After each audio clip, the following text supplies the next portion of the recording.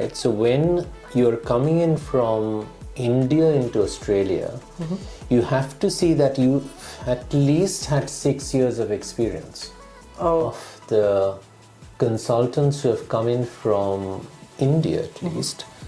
They actually came in through the area of need pathway. Okay. I think the advantage of the area of need is it is an area which is rural. They need specialists. That's why it's called an area of need. Why did you move from UK to Australia? Why I'm asking this, because UK itself is a developed country. It's okay to move from India to UK, but then UK to Australia. So what's the reason? Would you mind giving some tips to our listeners or who are someone planning to migrate to Australia as a doctor? Okay, sure. First of all, great country to live in. That's true. Because before I was moving to Australia, like my surroundings or the people or friends, even they are a bit concerned like how Australian would be. The training in Australia is 6 years for the program.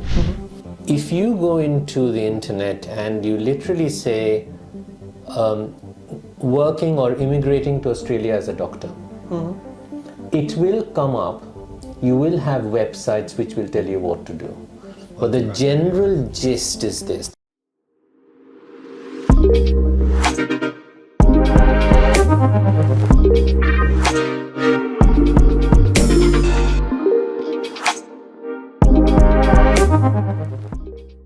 Hello everyone, welcome to my YouTube channel Smart Migrant Academy. Today we have special guest Dr. Abhijit Das. Hello. Thank you so much for coming. My pleasure. Right, before we start the podcast, would you like to give a quick introduction about yourself to my audience? Yeah, sure. So my name is Dr. Abhijit Das and I'm one of the senior consultants up at the Royal Hobart Hospital. And I've been in Australia for about 9 years now. So this is in fact my 9th year in Australia. A brief introduction. Well, I was born and raised in India, in Calcutta, in a very traditional Bengali family. Yet my schooling was very British, extremely British. And therefore I had the opportunity of looking at the Indian culture as well as, if you want to call it, the Western culture, very, very closely. And I was beyond sort of academics and beyond school. I was very interested in a lot of extracurricular activities, including music, drama, martial arts, a lot of reading, a lot of poetry, etc. And I think that was one of the things that really helped me diversify my outlook on just not opportunities, but also work. Right. So I understood people better because of my varied interests. My father was an extremely successful business person, and I think that also had a very positive outlook or a positive thing in my life, and it was an influence in my life, an extremely positive influence. I was the only child, or I am the only child, and that's important. And I used to question everything. And I think that's this curiosity that I had was also an important thing for my growth during my school years. So did you move from anywhere, like when you were in India? So how was your journey? Like how did you end up being in Australia? So so that was interesting. So India was, my base was India, I was in India, but I always wanted to study abroad. I think that was the important thing. I wanted to study abroad, but I did not have a fixed field or career thought that this is what I'm going to do. Neither did I have a place where I thought I would be going to study. This is an important thing. What I think happened was when I ultimately went into medicine, at that point in time, this is like late 80s, most Indians, if you would ask them, as a doctor, where did you want to go? It would be the UK. Oh, is it? Yeah. Like, is there any particular reason? I don't think so. I think it was just one of those things, that, Okay. everyone went to the UK. I mean, yes, there was migration to the US, but it's doctors, it was more UK. Okay. If it was management or IT, at that time IT was just coming up, that was more US. I mean, yes, a few friends of ours have also moved to the US being doctors. But for me, as I said, at that point in time, everyone was saying, you need to go to the UK, English doctors and things like that. So I think that was the way sort of I ended up in England. So I did my MBBS in India. Right. And then I moved across to the UK, starting from my internship. So I haven't really worked in India at all. Okay. So, like, do you remember which visa and how was the process when you applied from India to UK? It's been a long time. I moved in 1988, so it has been a long time. Yeah. But as far as I remember, there was something called permit-free training. Right. So the permit-free training in the UK was you had to get a job in the UK, and then if you got a job in the UK, then you would get the permit-free training. Okay, that was sort of a visa thing. But more importantly, you needed to pass the PLAB exam, which is exactly the same as it is now. Okay. So that's the Professional and Linguistic Ability, PLAB, exam. The PLAB exam was the first step of the way to the UK. So you would actually go to the UK sitting the PLAB. So I passed the PLAB exam, and then I had the opportunity of going to the UK because that was the eligibility. So once I was eligible to go there, I went there. I had a cousin who used to live in the UK. And so that was an advantage because my cousin was a doctor who used to live in the UK. And I went in there, and then I initially got a job as a locum.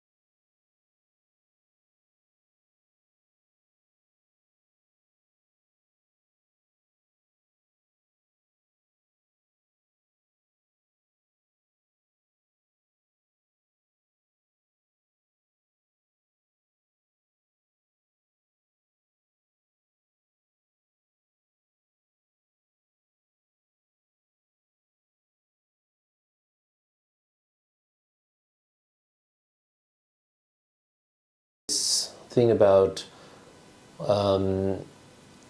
it wasn't as enjoyable. I think that's what I would say. It wasn't as enjoyable as it was prior to the late 1990s, early 2000s. So that was one reason. The other reason was probably, as I said, probably because my daughter, who was born and raised in Scotland, in fact. So I did my registrar's work in Scotland, and I did my internship and SHO work training in England. She moved across to the US. Right.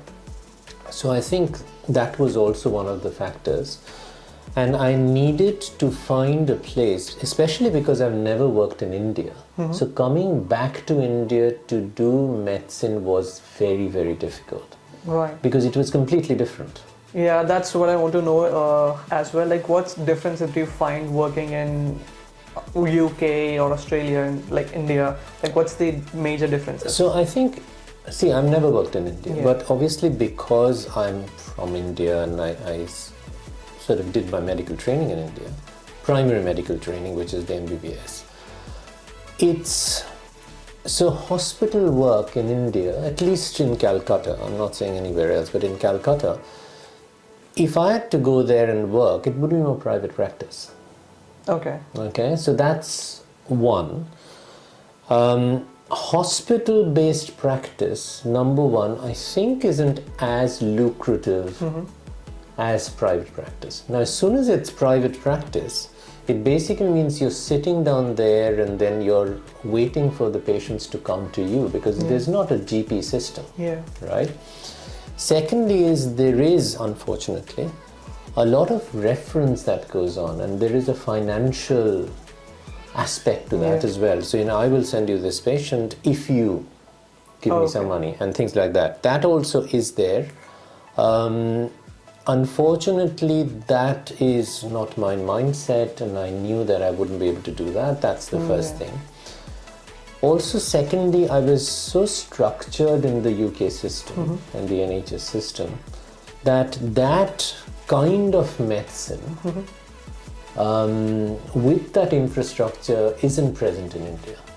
Right. And you need to get used to that, I'm not saying it's anything bad or good. All I'm saying it's a different structure. It's a completely different structure. And because it is a completely different structure and I'm not used to that, that's one of the reasons why I've never I knew that I could not practice in India. And therefore what I was looking for, and especially, and the other important thing is that, remember, if I had to move at that time, I wasn't young. Right, that's an important thing. To start all over again with that mindset is very difficult when you've already changed. And it wasn't as if I had, there are people who have done their MDs and moved. So obviously if you've done your MD, you've done some work in India. Some work, I've started my internship in the UK. So, even my basic concepts of how medicine should be done would be different. Right, true. And Australia, I think, has the closest system in structure as compared to UK. To UK, and the reason for that is the Australian system is actually based out of the UK system. Yes, true. Everything is based on the UK system, not only the health sector. Especially in the health sector, and I mean, I don't know about the other fields, but from my field as an obstetrician and gynecologist, I'm aware that, I'm not sure which year, but something, whatever, there is a year after which you had the RAMSCOG exam, which is the fellowship exam of the Royal College here, which was independent. Prior to that, you actually had to sit your exams in the UK. And pass the MRCOG, which is their membership of the Royal College of Obstetrics and Gynecologists there, and then you would return here, and this fellowship was just given. It wasn't separate. So you had to pass in the UK. For the Australian registration. Correct. At some point. I'm not sure which year. But after that, obviously, after a certain year, then obviously they had an independent... body. Yeah, it was an independent exam. Exam, yeah. So that was, I think, one of the reasons why, you know, I say that it's based was similar, and I wanted to look at that. And when I moved into Australia, I loved the country, the people, I think the lifestyle. The lifestyle is good. Absolutely, right. Absolutely. Okay. So you mentioned about the like someone who wants to move from UK to Australia, like long time back, they can sit and give the exams in UK itself. But nowadays we have a separate body which is called AHPRA, AHPRA. So which usually looks after the doctor's registration in Australia. Correct. So if someone who is in India or any other region wants to move to Australia as a doctor, so what would be the process, or you know, the visa process? How does it work? Okay, so first of all, I'll just sort of reiterate what you asked me. When I said that there was a separate body, there was no separate exam, at least in our field. What I meant was that if it's an Australian who is here, who's gone through the process of going into a registrar's and ending their training, then they had to sit the exam in the UK in order to get their fellowship here. This is what I'm saying, okay? It's nothing to do with a person from the UK coming in here. All right. So that is an important thing. That's a bit good clarification. That's a very important thing. All I said was that the Royal College, and that's the reason because it is so similar, because you know it is based out of their college. So the RANSCOG, which is the Royal Australian and New Zealand College of Obstetrics and Gynecologists, which is RANSCOG, is very similar in structure to RCOG, which is the Royal College of Obstetrics and Gynecology, which is in the UK. Right. If you ask me if someone has been trained in the UK at that point in time wanting to come into Australia, I wouldn't be able to give an answer because I really don't know. So I wouldn't want the listeners to sort of go in there. But I can tell you, if someone who is trained abroad, like me in India, and then has moved to the UK, or someone who's coming in from India wanting to come to Australia, what are the steps or what? Yes.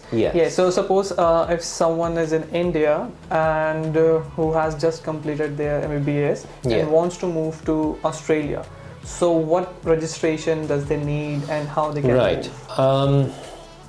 Now that's a difficult question, especially for me, and the reason for that is, as far as I know, so this is an important thing. I think rules are constantly changing, right? That's an important thing.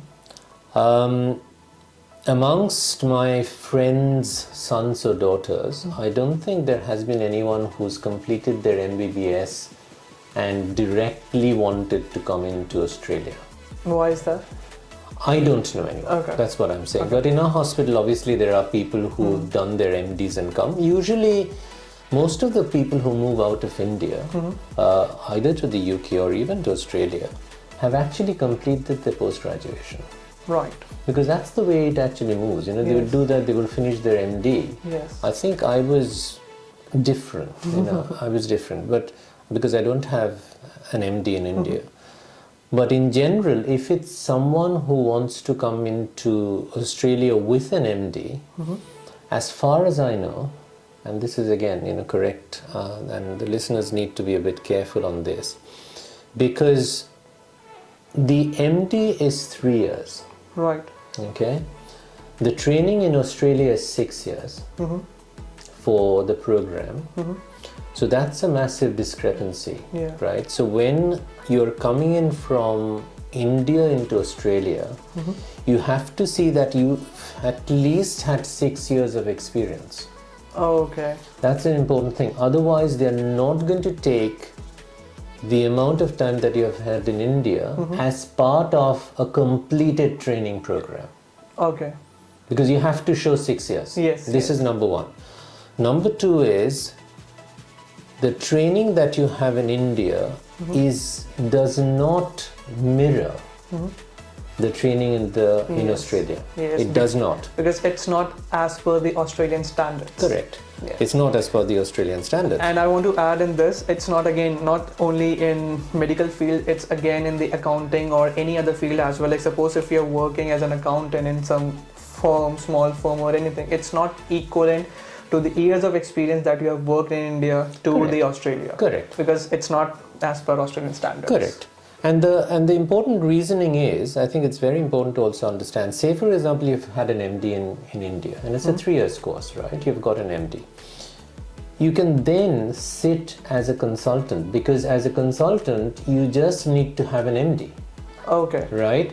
And then you can set up your own shop, and you can sit down as a private practitioner. You can do that because in Australia. No, in India. In India. In India, you finished your MD. Yes.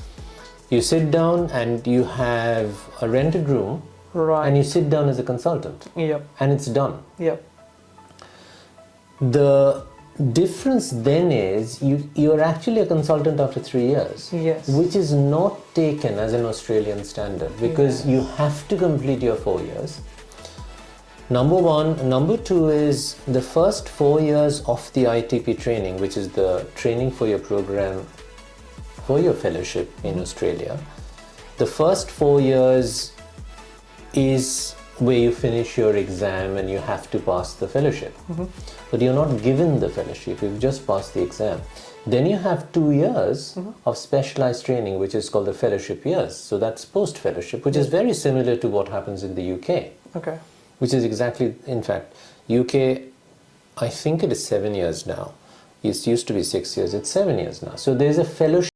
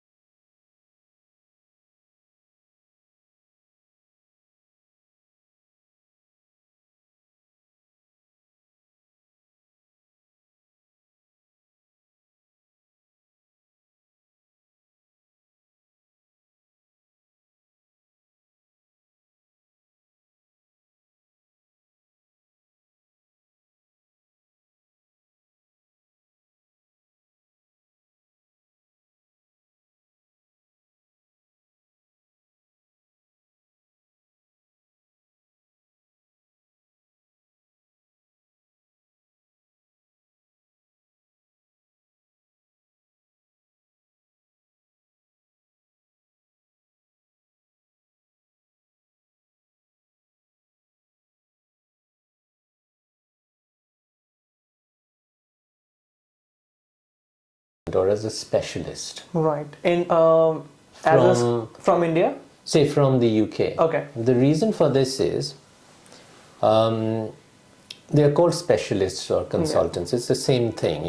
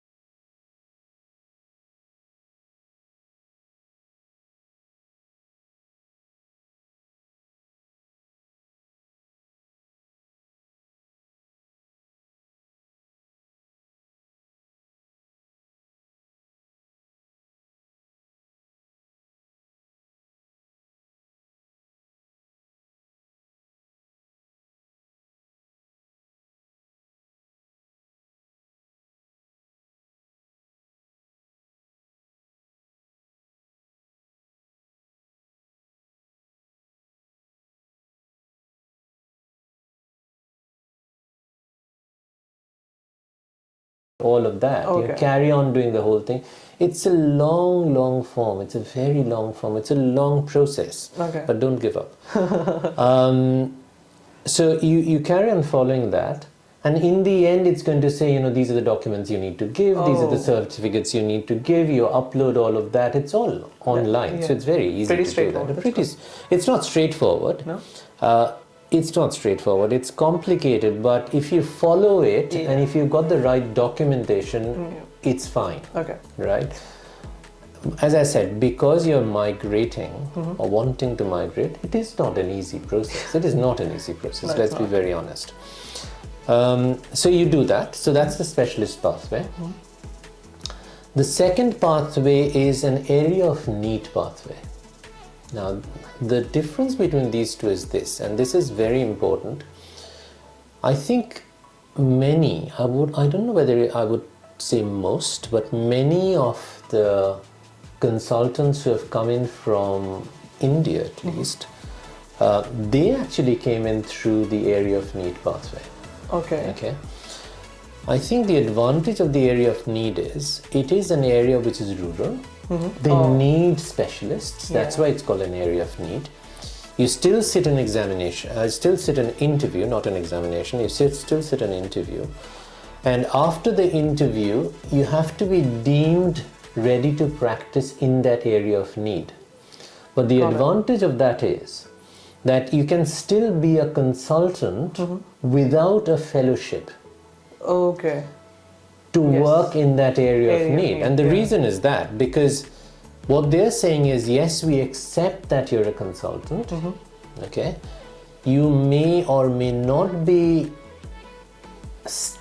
to the same standard as an Australian consultant. Now, this is a very important thing that listeners should know. When they say standard, it doesn't mean good or bad. It's just a comparison, right? It never tells you that just because you're not comparable to an Australian consultant doesn't mean you're bad. This is important because some people might think that, okay, they get offended. They get offended and they might say that, okay, are we inferior? It's not about inferiority, it's just the way it is. So if you're coming into the country, then area of need means you can come in, still be a consultant, but you still haven't got your fellowship. Right. But that's a good move, isn't it? It is a good move. It is, I think, a good move if you have the time and the patience, and then you come in here, at least you're here. Yeah. You're getting used to the system because the system is the same everywhere. Yes. The only difference is that it's a rural setting, you may not have everything, you still don't have your fellowship, etc., etc. All that is going on. But at least you'll get the feel of how Australian standards work. Absolutely. And I believe you get some benefits as well when you're working in rural. Yeah, I think there's some financial benefits.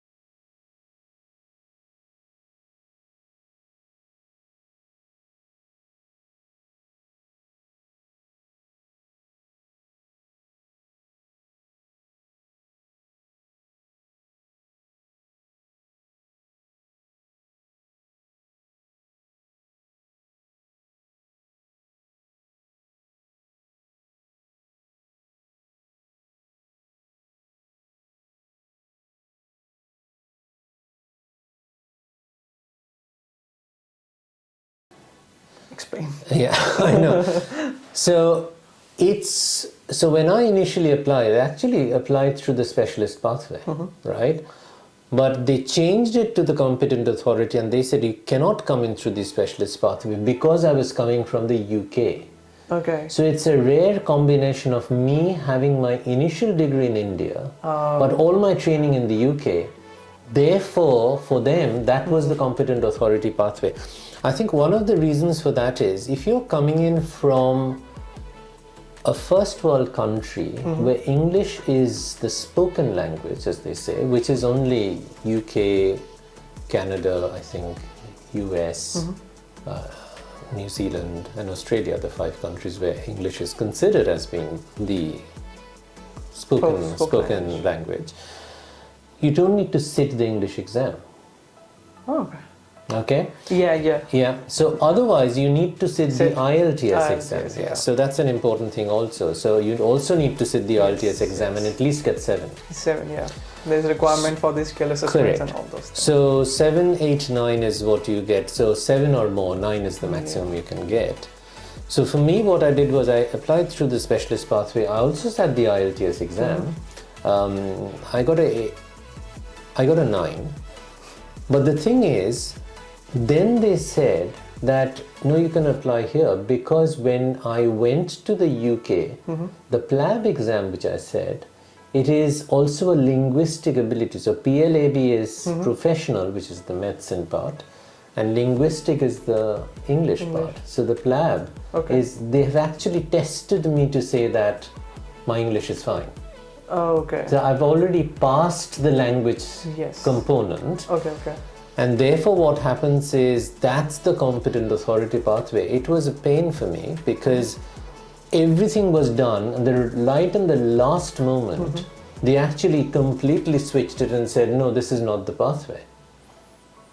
So I had to again reapply the whole thing as competent authority. Yeah. With starting from scratch.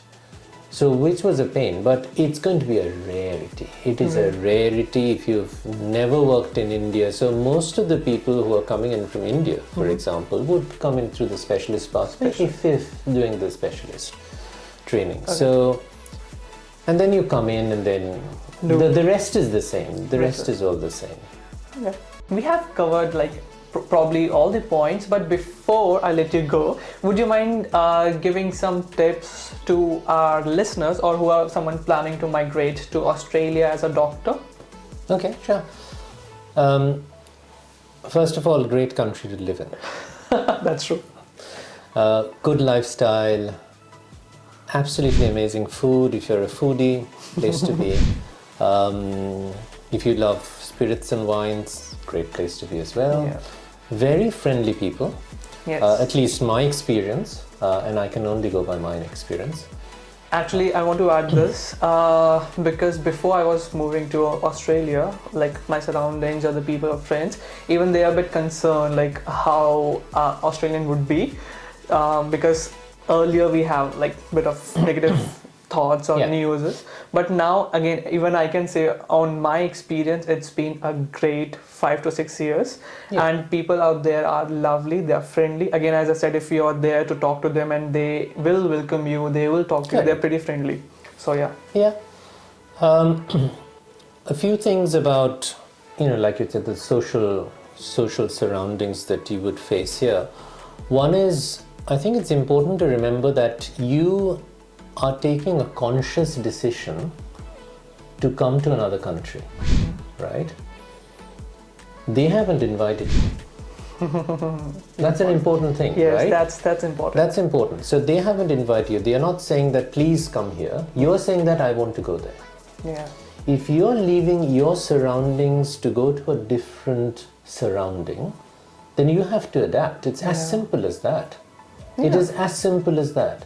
And it's not just countries. You take, for example, if I go to my friend's house, right, and my friend doesn't wear shoes or slippers in their house, inside their house, whereas I don't have a problem with that. But when I go to my friend's house, I will take my shoes out. Yeah.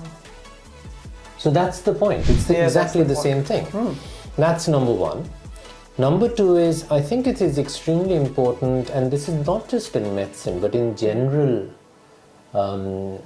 in moving, because as I said, I moved from India to the UK to Australia. I did a bit of stint in the US as well, but we'll leave that aside. But what I'm trying to say is I've experienced a lot of countries, and I think it's extremely important to have that mindset of saying that I'm the person that moved, and therefore I need to adapt to the culture which is there. Yeah. Okay, so this is one. If you're open about that, I think anyone would be open to welcoming you. Yeah.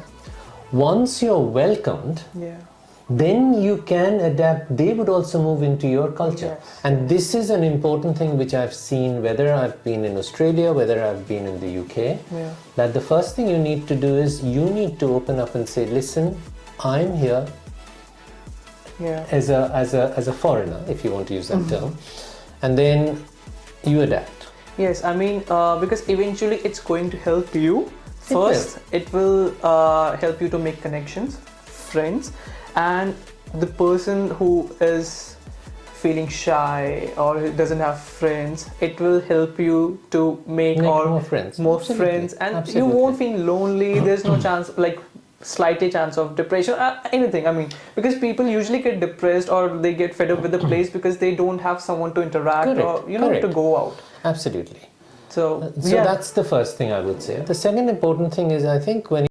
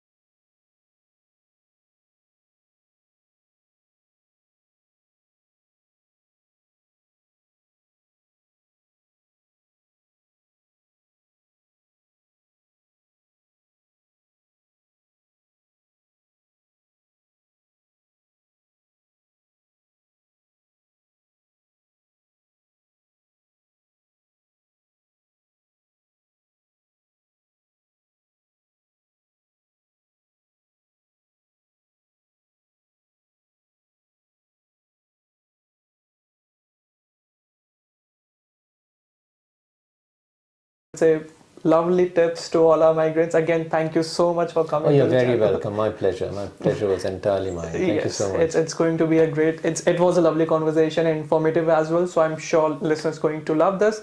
And again, if you guys have any questions, then you can comment down below. And thank you so much for watching the whole podcast. Thank you. Thanks a lot. Thank you.